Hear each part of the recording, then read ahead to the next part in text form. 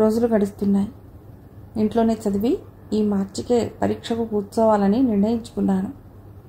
మా history lecturer Govindarao ఓ రోజు మా అన్నయ్యతో చెప్పాట, మీ కాలేజీకి రాకపోయినా పర్వాలేదు, మా స్టాఫ్ మెంబర్స్ అంతా 75% అటెండెన్స్ ఇచ్చేలా నేను చూస్తాను. రెగ్యులర్ స్టూడెంట్గానే ఈ మార్చికే పరీక్షకు కూర్చోమను. పాపం మీ సిస్టర్కు చాలా అన్యాయం జరిగింది. మేము ఈ మాత్రమైనా చేయకపోతే ఎలా అన్నట్ట. ఆయనకు చాలా థ్యాంక్స్ చెప్పుకున్నాను. ఇంట్లోనే చదువుకుని BA పాస్ కావటం ఏమంత కష్టమైన పని అనిపించలేదు.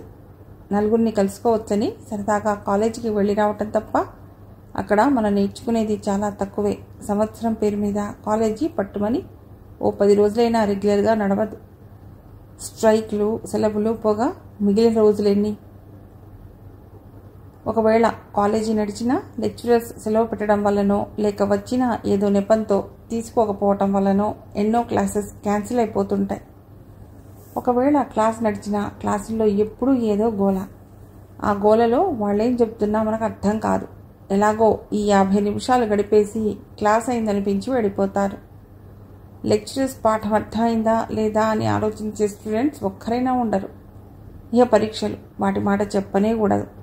అవో పెద్ద ఫార్స్ కింద తయారయ్యాయి. పుస్తకాలు చూసి రావటం మన విద్యార్థులకు బర్త్రైట్ అయిపోయింది.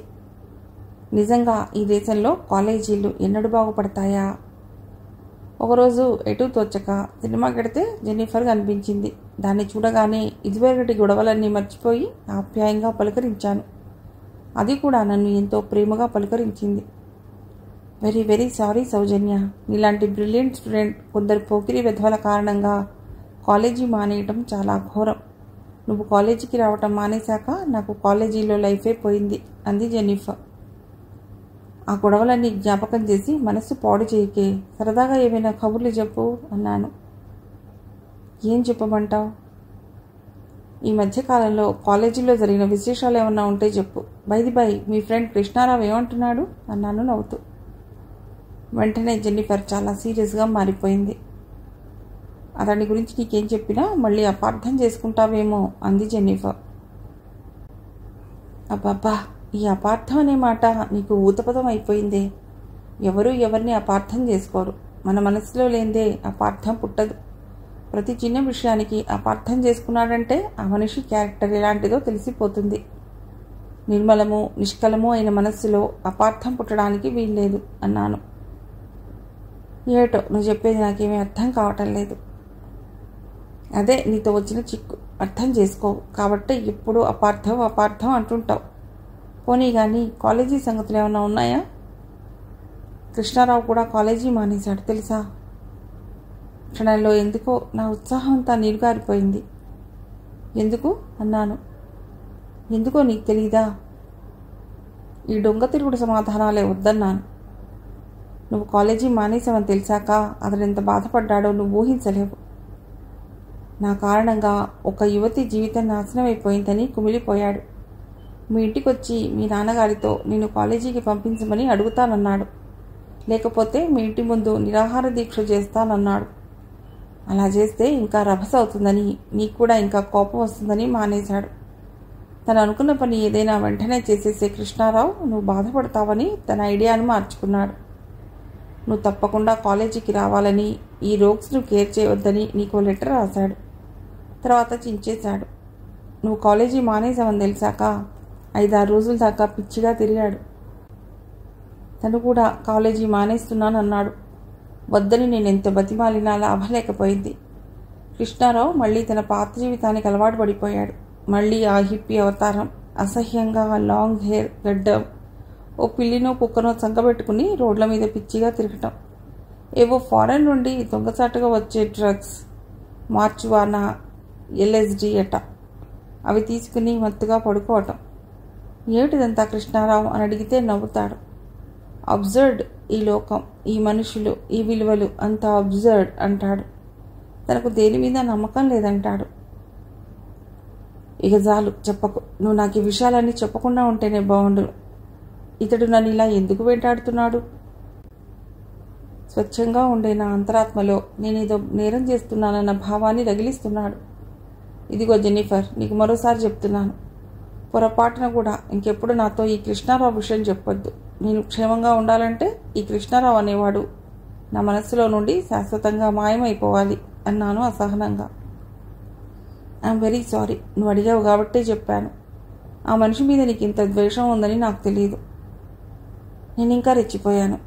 నాకు అతని మీద ద్వేషం లేదు, అసహ్యం లేదు, ప్రేమ లేదు, అభిమానం లేదు, ఏమీ లేదు. తెలిసిందా? అసలు అతడి అస్తిత్వాన్ని నేను పట్టించుకోదలుచుకోలేదు. అతని మీద నాకు ద్వేషం ఎందుకుంటుంది? అతన్ని కాలేజీలో చుట్టం తప్ప అతడెవరో నాకు తెలియదు. అతడు ఎలాంటి వాడో నాకు తెలియదు. అసలు తెలుసుకోవాలని లేదు. తెలుసుకోవాల్సిన అవసరం కూడా నాకు లేదు. దట్స్ ఆల్ అన్నాను ఆవేశంగా. ఇంతలో పిక్చర్ స్టార్ట్ అయింది. ఆ చీకట్లో జెన్నిఫర్ ఎలా అయిపోయిందో నేను చూడలేకపోయాను. పిక్చర్ మీదికి నా మనస్సు పోలేదు. ఈ కృష్ణారావు నా కోసమే చదువు మానేశాడా? నా కారణంగానే అతడి జీవితాన్ని నాశనం చేసుకుంటున్నాడా?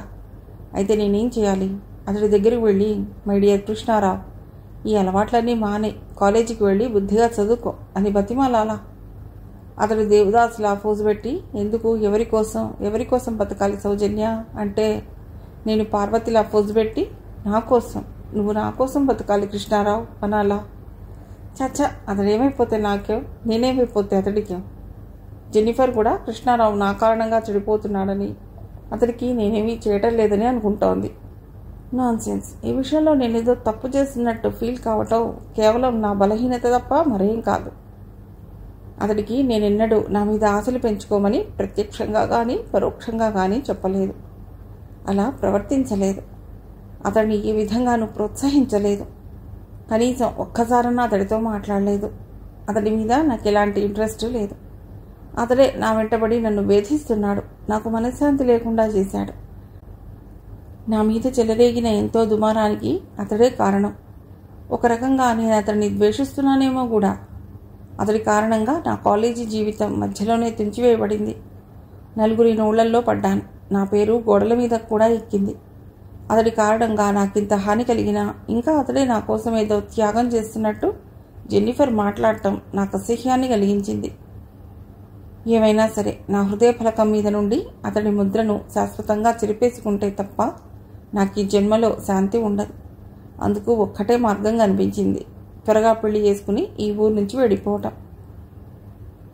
పిక్చర్ అయిపోయేదాకా ఇద్దరము ముభావంగానే కూర్చున్నాం. అలా కూర్చోవటం చాలా ఘోరం అనిపించింది. చాలా రోజుల తర్వాత కలుసుకున్నాం. ఎంతో ఆప్యాయంగా పలుకరించుకున్నాం. కానీ ఏం లాభం? సరదాగా కబుర్లు చెప్పుకుంటూ పిక్చర్ ఎంజాయ్ చేయలేకపోయాం. పిక్చర్ అయిపోయాక జెన్నిఫర్ అంది, గుడ్ నైట్ సౌజన్య, మళ్ళీ ఎన్నాళ్ళకు కలుసుకుంటామో, అసలు కలుసుకుంటామో లేదో. Wish you best of luck. Same to you. నా మాటల వల్ల నేనేమైనా హర్ట్ చేసి ఉంటే క్షమించు జెన్నిఫర్. ఐఎమ్ రియలీ సారీ అన్నాను చాలా ఫీలింగ్తో. నీ నేచర్ ఎలాంటిదో నాకు తెలుసు ఫ్రెండ్. నేనేం హర్ట్ కాలేదు. ఎవరిని ఏమీ అని ప్రయోజనం లేదు. అంతా పరిస్థితుల ప్రభావం. ఒక చిన్న ఘటనతో పెద్ద తుఫాను దారి తీస్తుందని ఎలా ఊహించగలం? సో గుడ్ నైట్ అంటూ వెళ్ళిపోయింది జెన్నిఫర్. గుడ్ నైట్ అని చెయ్యి ఊపాను. ఎందుకో నాకుండే ఎంతో బరువెక్కినట్లు అనిపించింది. కాలేజీ లైఫ్లో నాకు ఏకైక స్నేహితురాలు జెన్నిఫర్. ఎవరో అన్నట్టు సృష్టిలో ఎంతో తీయనిది స్నేహమే. మా నాన్న మరో సంబంధం తీసుకొచ్చాడు, కానీ అది కుదరలేదు. వాళ్లకు నేను మరీ ఎబ్బెట్టుగా భయభక్తులు లేని దానిలా కనిపించానట. ఎంత నోరు నెత్తి కొట్టుకుని మొత్తుకున్నా పెళ్లి చూపులప్పుడు కాస్త వినయంగా ఒద్దిగ్గా కూర్చుని సమాధానాలు చెప్పటం తెలియదయ్యే. నువ్వే దానిలా తయారు చేశావు. ఇద్దరూ కలిసి గంగలో దూకండి అని విసుక్కున్నాడు నాన్న. రోజులు గడుస్తున్నాయి. మార్చి దగ్గరకు వస్తుందని పరీక్షల కోసం దీక్షగా చదువుతున్నాను. కనీసం ఈ పరీక్షలు అయిపోయేదాకా ఏ ఆటంకం కలగకూడదురా బాబు అనుకున్నాను. కానీ ఆటంకం రానే వచ్చింది. కొన్ని రోజులుగా మా అన్నయ్య ఏదో సంబంధాన్ని కూర్చి చెప్పడం మొదలెట్టాడు. అతడెవరో అన్నయ్య స్నేహితుడేట. BE పాస్ అయి జూనియర్ ఇంజనీర్గా పనిచేస్తున్నాట. అతడు చాలా మంచివాడని, వాళ్ళ సంబంధం సౌజన్యకు చాలా బాగుంటుందని ఒక్కటే పొగట్టడం మొదలెట్టాడు. అతడు ప్రస్తుతం పెళ్లి ప్రయత్నంలో ఉన్నట్ట. నన్ను ఒకసారి ఆ ఇంజనీర్ గారు చూస్తే తప్పకుండా చేసుకోవటానికి ఇష్టపడతాడని మా అన్నయ్యకు నమ్మకంగా ఉందిట. మా నాన్న ఎందుకో కానీ ఈ సంబంధాన్ని సీరియస్గా తీసుకోలేదు. మా అన్నయ్య అంటే వాడో కుర్రవాడు, వాడికి సంబంధాల గురించి ఏం తెలుసు అన్న అభిప్రాయం ఉంది. అందువల్ల ఆ ఇంజనీర్ వాళ్లను నన్ను చూడటానికి రమ్మనమని మా నాన్నగారు గ్రీన్ సిగ్నల్ ఇవ్వలేదు. నాకు కూడా ఓ ఇంజనీర్ను పెళ్లి చేసుకోవటం ఏమీ నచ్చలేదు. ఎప్పుడూ టూర్లని క్యాంపులని తిరుగుతుంటారు. వాళ్లకు డబ్బు మీద ధ్యాస తప్ప మరి సరదా ఇంట్రెస్ట్ ఉండదు. అందుకని మా అన్నయ్యతో చెప్పాను, పోయి ఇంజనీర్ను పెళ్లి చేసుకోవటం ఏమిటి, జీవితం అంతా తలనొప్పి అనుభవించడానికా? పైగా నా పరీక్షలు అయ్యేదాకా పెళ్లి గిళ్ళి అన్నావంటే మర్యాద దక్కదు అన్నాను. ఓ పిచ్చి మహా, అతన్ని ఒక్కసారి చూసామంటే అతన్ని తప్ప ఇంకెవ్వరినీ చేసుకోనని భీష్మించుకుని కూర్చుంటాం. అతడు చూడటానికి అందంగా ఉండటమే కాదు, అతడి ప్రవర్తన, అతడి మేనర్స్, అతడి అభిప్రాయాలు అన్నీ అందంగానే ఉంటాయి. నీ పరీక్షలు అయ్యేదాకా అతడిని ఉండనిస్తారంటే అతడికి పిల్లనివ్వటానికి ఎంతోమంది కాచు కూర్చుంటారు. మనం ఉపేక్షించామంటే అతడిని ఎగరేసిపోతారు. ఆ తర్వాత మీ ఇష్టం అన్నాడన్నయ్య. మా అమ్మకి ఎందుకో కానీ అన్నయ్య మాటలు బాగా తలకెక్కాయి. పోనీ అంతగా చెప్తున్నాడు, వాళ్ళనోసారి అమ్మాయిని చూడటానికి రమ్మని రాదు అంది అమ్మ. అన్నయ్య ఎగిరి గంతేశాడు. నువ్వు ఆ మాట ఎప్పుడంటావా అని 1000 కళ్ళతో ఎదురు చూస్తున్నానే, వాళ్ళని రేపే రమ్మంటాను అని నాన్న ఏమంటాడో అన్నాడు అన్నయ్య. నాన్న నేను ఒప్పిస్తాను, రేపు తిథి వారాలు మంచివేమో కనుక్కుని వాళ్ళని రమ్మను అంది అమ్మ. అమ్మా నా పరీక్షలే అన్నాను. ఊరుకోవే, నీ పరీక్షలు ఎక్కడికి పోవు, వాడంతగా చెప్తున్నాడు, వాళ్ళు ఎలాంటి వాళ్ళు చూద్దాం అంది అమ్మ. ఆ తెల్లవారి మంచి రోజేనట. మా నాన్న మాత్రం ఈ సంబంధం విషయంలో ఎలాంటి శ్రద్ధ చూపలేదు. ఆ రోజు 10 గంటలకే తయారై, ఇవాళ నాకు ముఖ్యమైన కేసుంది, ఆ పెళ్లి చూపుల తతంగా మీరు చూసుకోండి అని చెప్పి కోర్టుకు వెళ్ళిపోయాడు ఆయన. వాళ్ళు 10:30కు వస్తారని చెప్పాడు అన్నయ్య. ఆ రోజు మా ఇంట్లో పెద్ద హంగామా హడావుడి కానీ లేకపోవటం నా మనస్సుకి ఎంతో హాయిగా ఉంది. సరిగ్గా 10:30కు వాళ్ళు వచ్చేశారు. ఎంత చెప్పినా వినకుండా నేను ఏమీ అలంకరించుకోకుండా పక్క మీద నుండి లేచినట్టుగానే వెళ్ళి వాళ్ళ ముందు కూర్చున్నాను. పెళ్లి కొడుకు అతడి ఫ్రెండ్ తప్ప మరెవ్వరూ రాలేదు. పెళ్లి కొడుకు ఫుల్ సూట్ వేసుకోకపోవడం నా ప్రాణానికి హాయిగా ఉంది. మనిషి చూడటానికి బాగానే ఉన్నాడు. తెల్లగా కళకళలాడుతున్న కోలమొహం, చక్కని కాంతితో ప్రకాశిస్తున్న విశాలమైన నేత్రాలు, కోటేరుగా ఉన్న చక్కని ముక్కు, మంచి పొడుక్కు దగ్గ లావు, నల్ల టెరికాట్ ప్యాంట్ మీద తళతళ మరిస్తున్న తెల్లటి టర్లిన్ బ్లూ షర్ట్ వేసుకున్నాడు. అతన్ని చూస్తుంటే నాకు చిలిపి కోరిక కలిగింది. అతన్ని బాగా ఉడికించి, ఈ అమ్మాయి నాకొద్దు బాబోయ్ అని పరిగెత్తేలా చేయాలనిపించింది. మా నాన్నగారు కూడా ఇంట్లో లేడు. నేను ఆడింది ఆట, పాడింది పాట. నన్ను చూడగానే అతడు చిరునవ్వు చిందించాడు. పర్వాలేదు, ఈ ఇంజనీర్ గారికి నవ్వడం కూడా తెలిసే అనుకున్నాను. మీ పేరేమిటి అన్నాడు పక్కనే ఇన్షర్ట్ వేసుకుని కూర్చున్న ఇంజనీర్ గారి ఫ్రెండ్. పేరు తెలియకుండానే ఇంత దూరం వచ్చారా అండి? కొంపదీసి నా పేరు బాగా లేకపోతే ఈ అమ్మాయి నచ్చలేదని వెళ్ళిపోతారా ఏం అన్నాను. ఇంజనీర్ గారి ఫ్రెండ్ గతుక్కుమన్నాడు. కానీ ఇంజనీర్ గారు మాత్రం ముసిముసి నవ్వులు నవ్వాడు. మీ పేరు మాకు తెలిసిననుకోండి, కానీ మీ నోటి నుండి వినాలని మా వాడి కుతూహలం. మీకు చెప్పడం ఇష్టం లేకపోతే మానేయండి అన్నాడు ఇంజనీర్ గారు స్పష్టమైన గొంతుతో. నా పేరు సౌజన్య అన్నాను. చాలా థ్యాంక్స్ అన్నాడు ఆ ఇన్షర్ట్ వేసుకున్న ఆయన. క్షణంసేపు నిశ్శబ్దం. ఎందాక చదివారో చెప్తారా అన్నాడు మళ్ళీ అతడే. మా ఇంటి దగ్గర నుండి ఈ ఊరి కాలేజీ గేటు దాకా. సరిగ్గా గేటు దగ్గర ఆగిపోయింది నా చదువు అన్నాను. ఈసారి ఇంజనీర్ గారు పక్కున నవ్వారు. అతడు చాలా అందంగా నవ్వుతాడనిపించింది. మా అన్నయ్య చాలా ఇబ్బందిగా నవ్వాడు. BA దాకా చదివిందండి, రేపు మార్చిలో పరీక్షకు కూర్చుంటున్నది అన్నాడు అన్నయ్య. ఏమండి మీకేమన్నా పాటలు వచ్చా? అతడు ఈసారి కొంచెం భయపడుతూనే అడిగాడు. చాలా వచ్చు, కానీ తీరా పాడితే మీరు భరించలేక పరిగెత్తవలసి వస్తుంది అన్నాను ఇంజనీర్ గారి కేసి ప్రీగంట చూస్తూ. అయితే వద్దులేండి అన్నాడు పెళ్లి కొడుకు ఫ్రెండ్. మీ చెల్లాయి నాకు నచ్చింది కరుణాకర్, ఆమెకు నేను నచ్చానేమో తెలుసుకోండి అన్నాడు ఇంజనీర్ గారు. నేను లేచి లోపలికి వచ్చాను. ఏమిటి ఆ పెంకితనం? పోనీ గాని అబ్బాయి నచ్చాడా అంది అమ్మ. అప్పుడే అన్నయ్య కూడా లోపలికి వచ్చి అదే మాట అడిగాడు. ఏమే నచ్చినట్టేనా? నువ్వు అతడు నాకు నచ్చాడని హృదయపూర్వకంగా చెప్తేనే అతడి పెళ్లికి ఒప్పుకుంటాట. పిచ్చి పిచ్చి వేషాలు వేయక అతడు నచ్చాడని చెప్పు. అదిగో నచ్చాడని చెప్పమని నువ్వే బలవంతం చేస్తున్నావని మీ ఫ్రెండ్తోనే చెప్తాను పద అన్నాను. కర్మ, నువ్వు ఇంత మొండిదానివి పోయావేమే?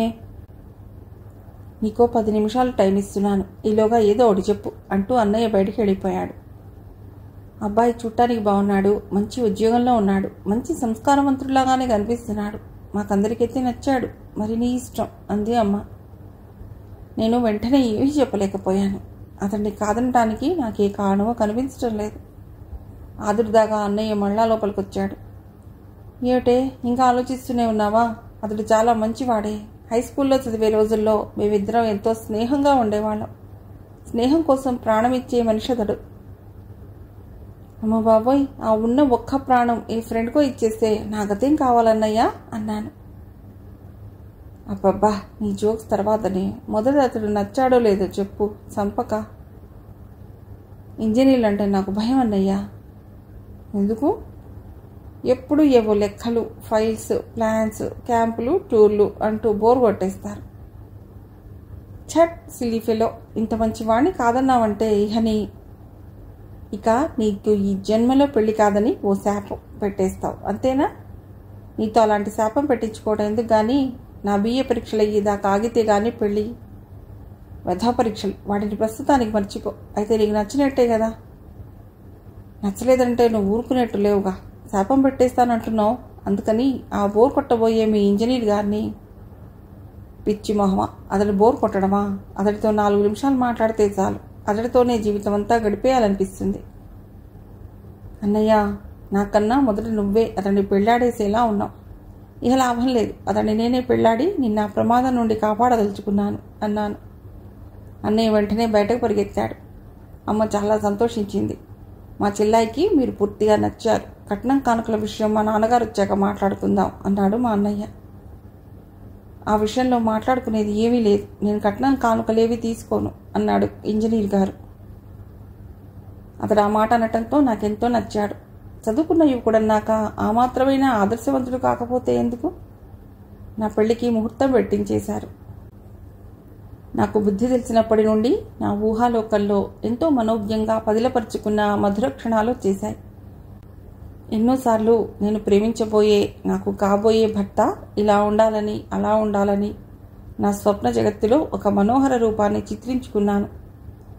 ఆ స్వప్న జగత్తులో నేను అస్పష్టంగా, అవ్యక్తంగా చిత్రించుకున్న ఆ చిత్రానికి ఇప్పుడు నిజ జీవితంలో నేను పొందబోతున్న ఇంజనీర్ గారు ఎంతవరకు సరిపోయారు?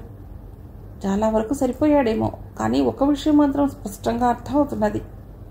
నిజం కలలు కన్నంత మధురంగా మాత్రం ఉండదు. కల్లో ఉన్న అందం, ఆ థ్రిల్, ఆ స్వేచ్ఛ, ఆ నిర్వచనీయత, ఆ అస్పష్టత నిజంలో లేవు. అందమైన కళలనేవి కృష్ణశాస్త్రి మాటల్లో చెప్పాలంటే ఏవో అర్థమూ కాని భావగీతములవి. నా పెళ్లి స్థిరమైపోయినప్పటి నుండి నాలో మరో రకమైన కళలు రూపుదిద్దుకోవటం మొదలైంది.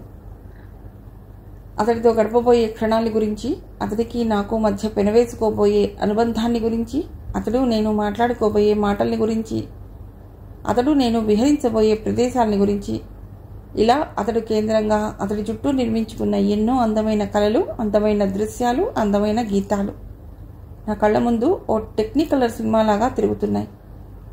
ఎప్పుడు కళల్లో జీవించడం ఎంత హాయ్. ఆ మార్చిలోనే వైభవంగా నా పెళ్లి జరిగింది. మా బంధువుల్లో చాలామంది వచ్చారు. నా కాలేజీ ఫ్రెండ్స్లో ఒక్క రమ తప్ప మరెవ్వళ్ళు రాలేదు. జెన్నిఫర్కు ప్రత్యేకంగా ఇన్విటేషన్ పంపించినా అది రాలేదు. ఎంతోమంది ఎన్నో ప్రజెంటేషన్స్ తెచ్చారు. పెళ్లి హడావుడంతా అయిపోయాక ఒకరోజు ఆ ప్రజెంటేషన్స్ ఎవరెవరు తెచ్చారో, ఏమేం తెచ్చారో చూద్దామని అవన్నీ ముందేసుకున్నాను. వాటిల్లో చాలా వరకు స్టీల్ వస్తువులు, పుస్తకాలు, టాయిలెట్ వస్తువులు, ఫౌంటైన్ పెన్స్ ఇలాంటివే చాలా వరకు. వాటన్నిటిలో ఒకటి నన్ను ఆకర్షించింది. అదేమిటో వెంటనే అర్థం కాలేదు. చాలా అందమైన రంగు కాగితాలతో ఎంతో ఆర్టిస్టిక్గా అలంకరించబడిన ఒక పెట్టెలాగుందది. ఆ రంగు కాగితాల మీద థళథళ మెరుస్తున్న ప్లీజ్ డోంట్ ఓపెన్ దిస్ అన్న ఇంగ్లీష్ అక్షరాలు. అలా రాయటం వల్లనేమో దాన్ని వెంటనే తీసి చదవాలనిపించింది. మెల్లిగా ఆ పెట్టె విప్పాను. చిత్రం, ఆ పెట్టె లోపల సరిగ్గా అలాంటిదే కొంచెం చిన్న సైజులో మరో పెట్టె అమర్చి ఉంది. ఆ పెట్టె తీశాక మరో పెట్టె, ఇలా 5-6 పెట్టెలు తీశాక ఓ చిన్న పెట్టెలో కళ్ళు జిగేల్మనేలా ఎర్రగా మెరుస్తున్న పట్టుబట్టతో కప్పబడిన ఓ పుస్తకం కనిపించింది. ఆ ఎర్రటి పట్టుబట్ట మీద గొప్ప సువర్ణ కాంతితో మెరుస్తున్న అక్షరాలు. సౌజన్యకు ప్రేమతో ఒక అగంతకుడు అని రాసిన అక్షరాలు. నా గుండె వేగంగా కొట్టుకుంటుంది. కరెంట్ షాక్ తగిలినట్టు నా నరాలు కొంచెంపోయాయి. కడుపులో ఏదో దేవినట్లయింది. ఆ ఆగంతకుడు ఎవరో నాకు తెలుసు. అతడి కానుకను ఎవరి ద్వారా పంపించాడో. అతడికి కనీసం ఇన్విటేషన్ కార్డు కూడా పంపించలేదు. ఆ పుస్తకాన్ని చేతుల్లోకి తీసుకున్నాను. అది ప్రింట్ చేసిన పుస్తకం కాదు. Chalam అనువదించిన Omar Khayyam రుబాయిలు. ఎన్నో రాత్రులు ఎంతో కష్టపడి, ఎంతో ఆర్టిస్టిక్గా, ఎంతో అందంగా ఆర్ట్ పేపర్ మీద చేతితో రాశాడు. అక్కడక్కడ ఎంతో అందమైన రేఖాచిత్రాలు. ఎందుకో ఆ రేఖాచిత్రాలన్నింటిలోనూ నేనే ఉన్నాననిపించింది. ఆ పుస్తకాన్ని తిరిగేస్తుంటే నా చేతిలో వణికాయి. ఈ మనిషిలో నా మీద ఇంత తపన ఉందా? ఈ మనిషిలో ఇంత ఆర్ట్ ఉందా? ఈ పిచ్చి మనిషికి ఎందుకు నా మీద ఇంత ఇది? ఒక్కసారైనా అతడికేసి ప్రేమతో చూడలేదు. ఒక్కసారైనా అతడితో మనసు విప్పి మాట్లాడలేదు. అయినా ఎందుకు పెంచుకున్నాడు నా మీద ఇంత మమతను? పైగా ఇప్పుడు నాకు పెళ్ళైపోయింది. ఇక జన్మలో అతడికి నాకు ఎలాంటి సంబంధం ఉండటానికి వీల్లేదు. ఒక్కసారి నా హృదయం అంతా కృష్ణారావు మీద జాలితో నిండిపోయింది. పూర్ మ్యాన్, ఇది ఏ పూర్వజన్మలోని అనుబంధమో. అతడిని ఈ జన్మలో మళ్ళీ చూస్తానా? కనీసం ఒక్కసారన్నా అతడితో ఓ 2 చల్లని మాటలు మాట్లాడతానా? ఆ మార్చి చివరిలోనే మా పరీక్షలు కూడా జరిగాయి. బాగానే రాశాను. తప్పకుండా పాస్ అవుతాననే నమ్మకం కలిగింది. పరీక్షలు అయిపోయేదాకా నా జోలికి రానని మా ఇంజనీర్ గారు, ఆయన పేరు వేణుగోపాలరావు, పెళ్లినాడే మాటిచ్చాడు. వేణుకు వరంగల్ నుండి ఖమ్మం ట్రాన్స్ఫర్ అయినట్టు తెలిసింది. ఈ ట్రాన్స్ఫర్ ఆయనే కావాలని చేయించుకున్నారట. ఖమ్మం వాళ్ళ సొంత ఊరుకు చాలా దగ్గర. వాళ్ళ నాన్న ఆయన చిన్నప్పుడే పోయారు. వాళ్ళమ్మే ఆయనకు సర్వస్వం. ఆమె ఆయన్ను పెంచి పెద్ద చేసి చదివించింది. ఆమెకు కొడుకంటే ఎనలేని ప్రేమ. ఆమె సొంత ఊళ్ళోనే ఉండి వ్యవసాయం చూసుకుంటోంది. మా అత్తగారికి నేను నచ్చినట్టే కనిపించింది. పెళ్ళయ్యాక వాళ్ళ ఊరెళ్ళి 2-3 రోజులున్నాము. ఆమె నన్ను ఎంతో ప్రేమగా చూసింది. నా కోడలు కుందనపు బొమ్మ అని వాళ్లతో వీళ్లతో చెప్పుకుని ఎంతో మురిసిపోయింది. నా పరీక్షలు అయిపోగానే వేణు ఉత్తరం రాశాడు. ఇంజనీర్ అయినా ఆయనలో ఆ మాత్రం కవిత్వం ఉండటం, అంత అందంగా ఉత్తరం రాయటం నన్ను ఆశ్చర్యపరిచింది. డియర్ సౌజన్య, నీకు పరీక్షలని, నిన్ను డిస్టర్బ్ చేయకూడదని నీకు ఇంతవరకు ఉత్తరం రాయలేదు. కానీ ప్రతిక్షణం నువ్వే నా హృదయంలో మెదులుతున్నావు. ఎప్పుడు నిన్ను చూస్తానా, నీ వడిలో వాలిపోతానా అని ప్రతిక్షణం నిరీక్షిస్తున్నాను. ఈ నిరీక్షణకు అంతం ఉందా అనిపిస్తోంది. కానీ ఈ నిరీక్షణలో కూడా ఎంత హాయి, ఎంత అందం. నీతో గడపబోయే క్షణాల్ని ఊహించుకుంటూ, మన భావి జీవితాన్ని నా మనోవీధిలో అందంగా రూపకల్పన చేసుకుంటూ, ప్రతి క్షణం నీ మనోహర మూర్తిని నా కన్నుల్లో వెలిగించుకుంటూ గడపటం ఎంత తీయటి అనుభవం. ఇందుకేనేమో మన కవులు ప్రేయసీ ప్రియుల మధ్య ఏర్పడే ఎడబాటును గుర్చి అంత గొప్ప కవిత్వాన్ని రాశారు. వివాహం అనేది ప్రతి స్త్రీ పురుషుడి జీవితంలో ఒక ముఖ్యమైన మలుపు. స్త్రీకి అనుకూలుడైన భర్త దొరకటం, పురుషుడికి అనుకూలవతి అయిన భార్య దొరకటం ఏ పూర్వజన్మ సుకృతమోననుకుంటాను. నా విషయంలో నువ్వేమనుకుంటున్నావో గానీ నిన్ను భార్యగా పొందినందుకు నేనెంతో అదృష్టవంతుడని మురిసిపోతున్నాను. పరస్పరం ప్రేమించుకున్న భార్యాభర్తల జీవితం నందనవనమవుతుంది. మన దాంపత్య జీవితం అలాంటి నందనవనంగా విలసిల్లుతుందని నాకు నమ్మకంగా ఉంది. వెంటనే ఉత్తరం రాస్తావు కదూ, నీ వేణు. అది ఆ ఉత్తరం. ఆ ఉత్తరాన్ని 2-3 సార్లు చదువుకున్నాను. అందంగా, ఆసక్తికరంగా ఉత్తరాలు రాయటం కూడా ఒక కళేననుకుంటాను. ఆయనలో ఆ కళ ఉన్నట్టే కనిపించింది. వెంటనే ఆయనకు జాబు రాద్దాం అనుకున్నాను. ఏం రాయాలో అర్థం కాలేదు. నాకు ఉత్తరాలు రాయటం ఈనాడు అలవాట్లేదు. ఎందుకో గానీ ఆయన్ని ఇంకా భర్తగా తప్ప స్నేహితుడిగా, ఆత్మీయుడిగా చూడలేకపోతున్నాను. అందుకే ఆయనకు ప్రేమ ఉత్తరం రాయాలంటే ఏదో అడ్డొచ్చింది. ఒకవేళ రాసినా అది చాలా పొడిగా, మొక్కుబడికి రాసినట్టు ఉంటుందేమోనని భయమేసింది. ఆయనకు ఉత్తరం రాయాలా వద్దా అని ఆలోచిస్తుండగానే ఆయన దగ్గర నుండి ఏదో ఉత్తరం వచ్చింది. నేను రాయనందుకు చాలా బాధపడ్డాడు. ఈ ఉత్తరంలో విశేషం ఏమిటంటే ఆయన ఇంకో 2 రోజుల్లో ఇక్కడికి వస్తున్నాడు. మా నాన్నగారికి కూడా తాను వస్తున్నట్టు ఉత్తరం రాశాడు. వేణు నన్ను తీసుకువెళ్ళటానికే వస్తున్నట్టు ఇంట్లో అందరూ అర్థం చేసుకున్నారు. నన్ను పంపించడానికి కావలసిన సన్నాహాలు చేయటం మొదలెట్టారు. నాకు, వేణుకు కొత్త బట్టలు తెచ్చారు. నాకు కొన్ని నగలు కూడా చేయించారు. నేను మొదటిసారి భర్తతో అత్తవారింటికి వెళ్ళబోతున్నానన్న భావన నాలో చాలా విచిత్రమైన అనుభూతులను సృష్టించింది. ఇక ఈ ఇల్లు, ఈ ఊరు, ఈ పరిసరాలతో నాకు ఎడబాటు తప్పదు. పుట్టి పెరిగిన ఇంటిని, కన్న తల్లిదండ్రుల్ని, తోడబుట్టిన అన్నదమ్ములను, చెల్లెళ్లను వదిలిపెట్టి ఒక అపరిచితుడైన వ్యక్తితో తన జీవితాన్ని అతడి చేతుల్లో పెట్టి ఎక్కడికో దూర ప్రాంతాలకు వెళ్ళిపోవాలన్న దిగులు. ప్రతి స్త్రీ జీవితంలోనూ ఇలాంటి దిగులు తప్పదనుకుంటాను. కానీ మరోవైపు ఏదో థ్రిల్, ఎక్సైట్మెంట్, సరికొత్త జీవితాన్ని, సరికొత్త లోకాన్ని, సరికొత్త అనుభవాల్ని చవిచూడబోతున్నామన్న ఆనందం. అతడితో ఇన్నాళ్ల నుండి కంటున్న రంగురంగుల కళల్ని నిజం చేసుకోబోతున్నానని, ఎన్నో సుమధుర క్షణాల్ని నా గుండెలో నింపుకోబోతున్నానని, ఎంతో సుమధుర లోకాల్ని నా స్వంతం చేసుకోబోతున్నానని, ఇలా నా మనసంతా దిగులు, ఆశ, ఆవేదన, ఆవేశం, ఆనందంతో కలగాపులగమైన ఒక విచిత్రమైన అనుభూతితో నిండిపోయింది. వేణు రాసినట్టుగానే ఆ రోజు 10 గంటలకు గోల్కొండ ఎక్స్ప్రెస్లో వరంగల్ స్టేషన్లో దిగాడు. మా అన్నయ్య స్టేషన్కు వెళ్ళి ఆయన రిసీవ్ చేసుకున్నాడు. 10:30 వరకు ఇద్దరూ ఇంటికొచ్చారు. ఎందుకో గానీ ఆయనకు ఎదురుపడాలంటే ఏదో భయం, ఏదో సిగ్గు నన్ను వశపరుచుకున్నాయి.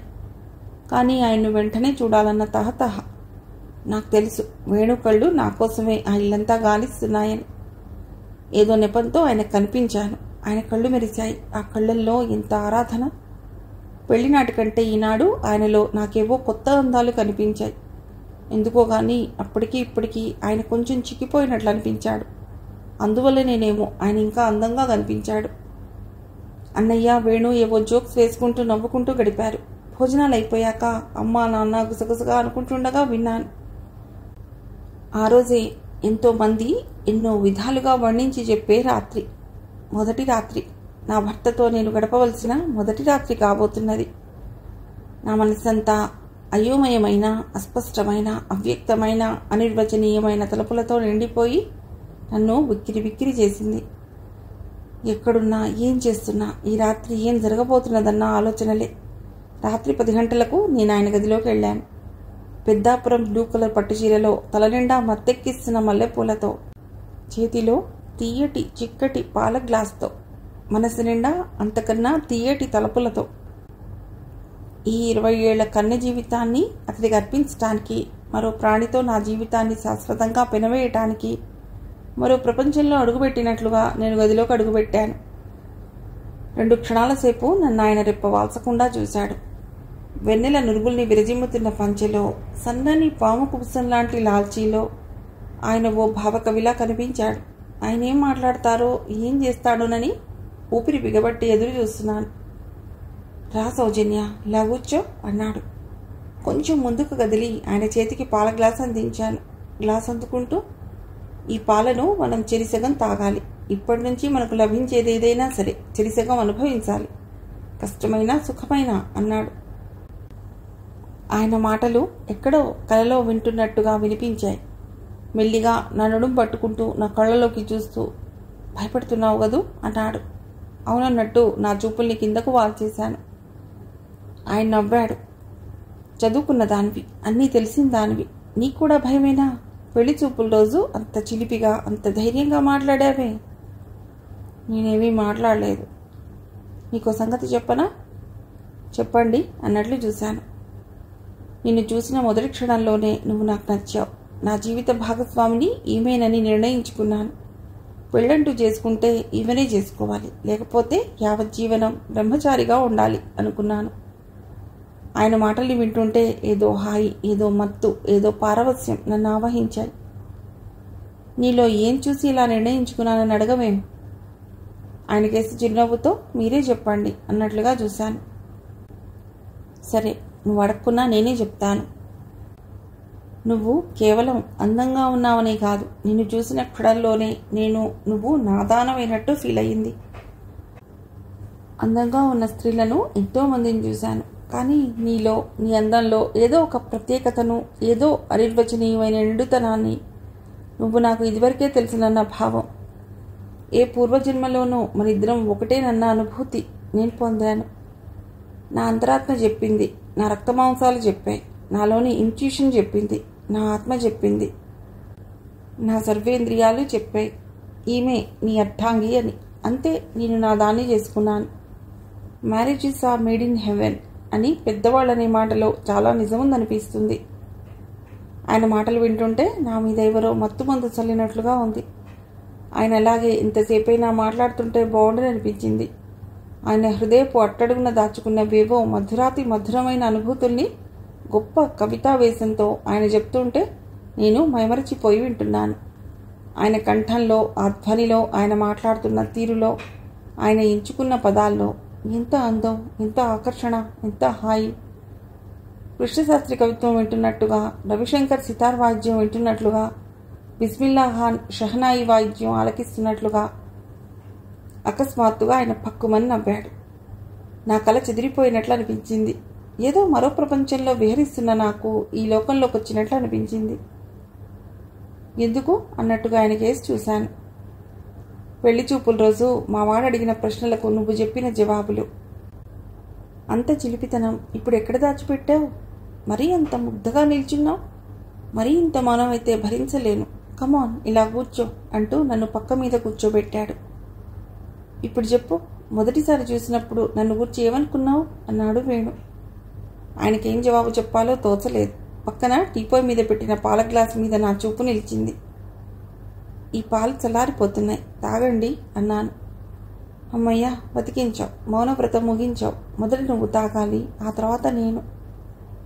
లేదు, మొదట మీరు తాగండి, నేను పాలు తాగే వచ్చాను. అదేం కుదరదమ్మాయి, మొదలే చెప్పాను. ఈ రోజు నుండి మనకు లభించేది ఏదైనా చెరిసగం పంచుకోవలసిందే. అదంతా తర్వాత, మొదట మీరు ఈ పాలు. నో, లేడీస్ ఫస్ట్ అన్నారు అంటూ పాల గ్లాస్ నా నోటి దగ్గరికి పెట్టి నా చేత పాలు తాగించాడు.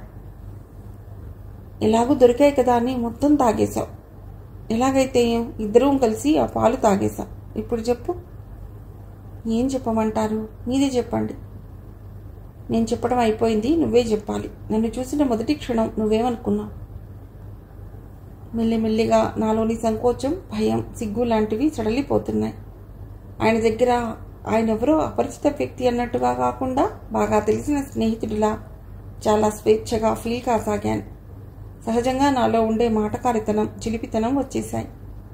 నిజం చెప్పమంటారా అన్నాను అతడిని క్రీగంట చూస్తూ. నిజమే చెప్పు.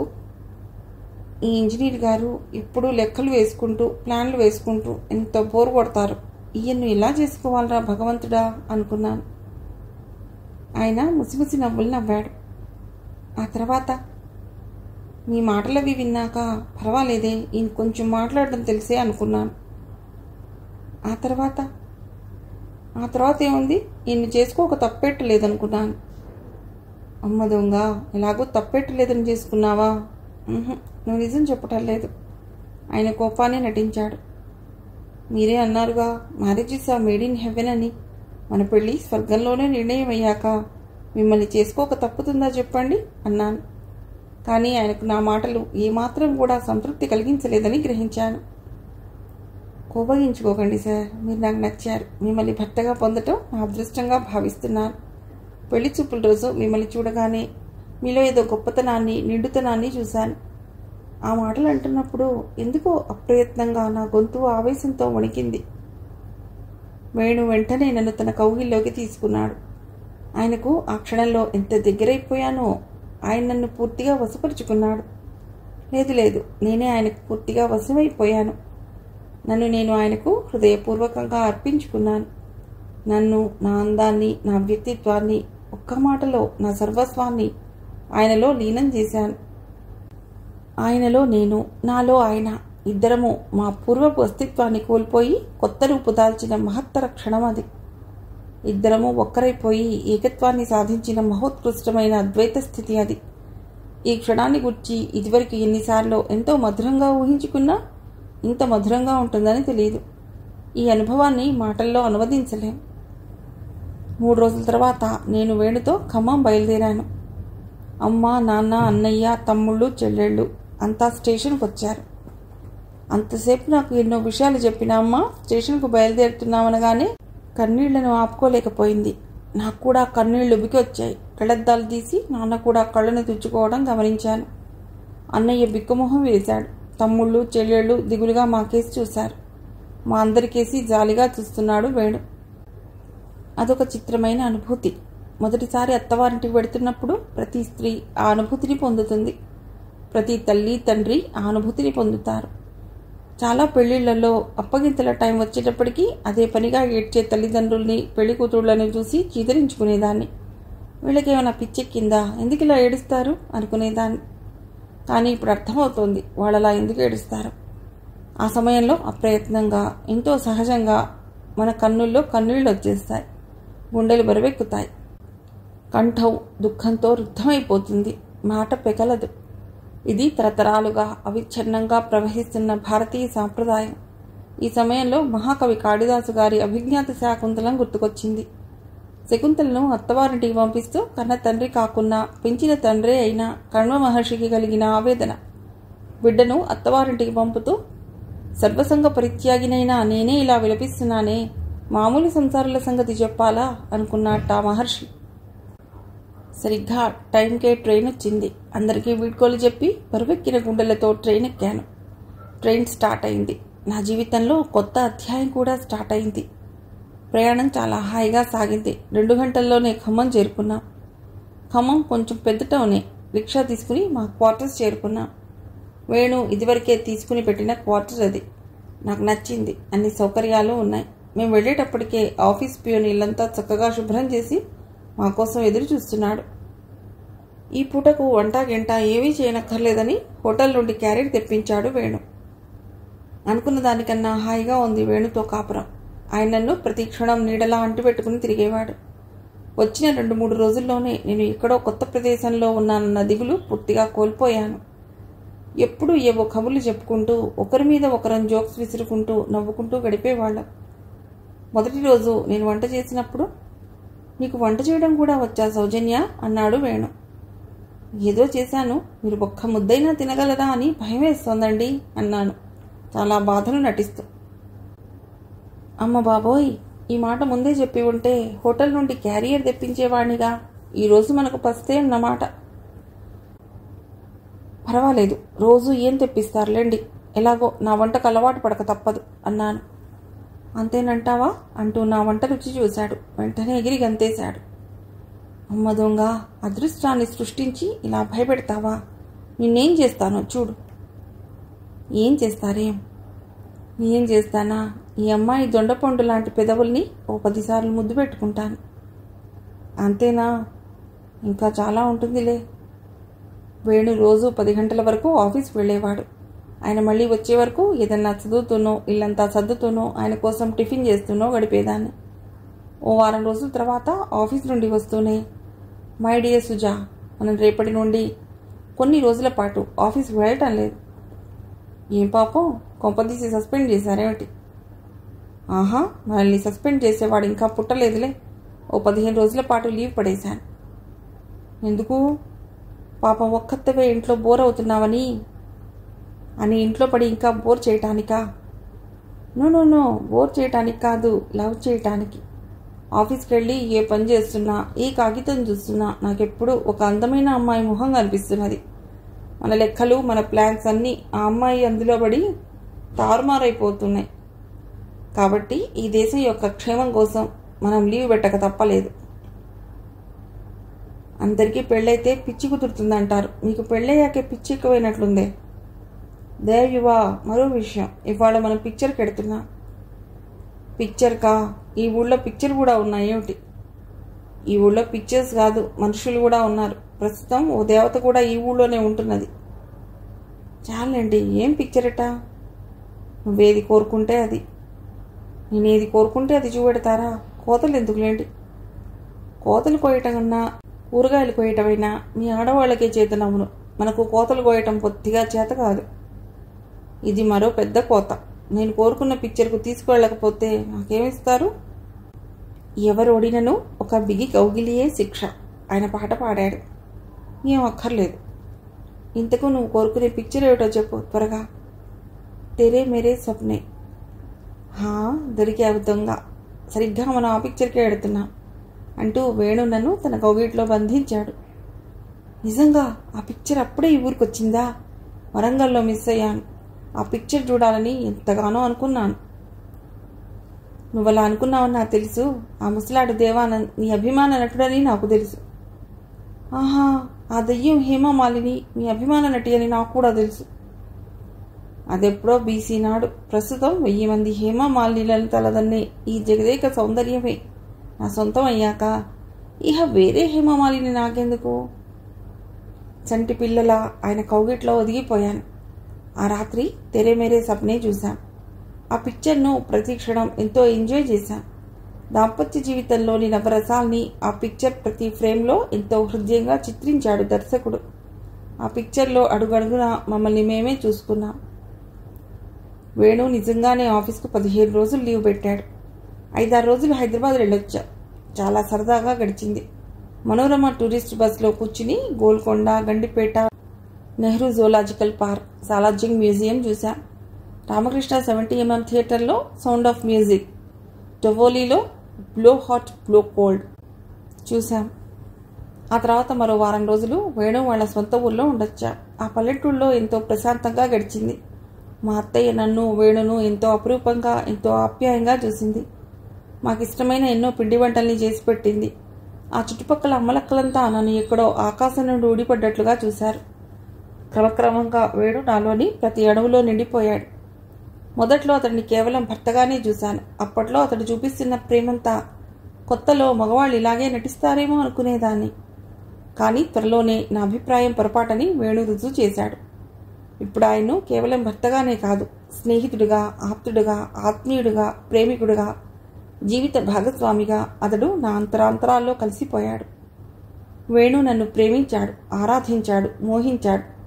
అతడు ప్రేమించింది నా సౌందర్యాన్నే కాదు, నన్ను వ్యక్తిగా ప్రేమించాడు, గౌరవించాడు. వేణులో కొన్ని గొప్ప గుణాలున్నాయి. అతడికి విసుకోవటం తెలియదు. ఓ గొప్ప ప్రశాంతత తన్నెప్పుడూ వీడిపోయేది కాదు.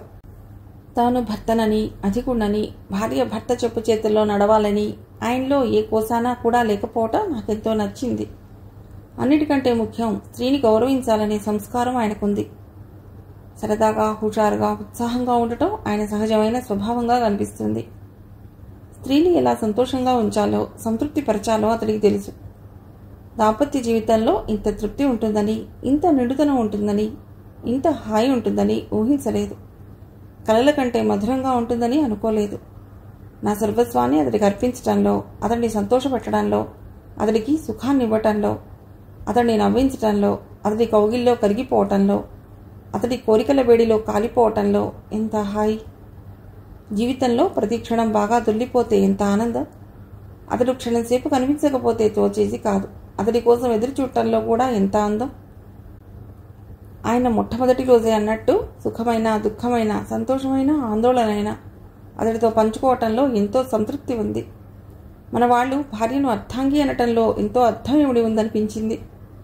శివుణ్ణి అర్ధనారీశ్వరుడిగా చిత్రించడం ఎంత గొప్ప భావన, ఎంతో మనోహరమైన కల్పన. మా మధ్య అపార్థాలు కానీ, నిష్ఠూరాలు కానీ, సాధింపులు కానీ, చిరాకులు కానీ అసలు ఉండేవి కాదు.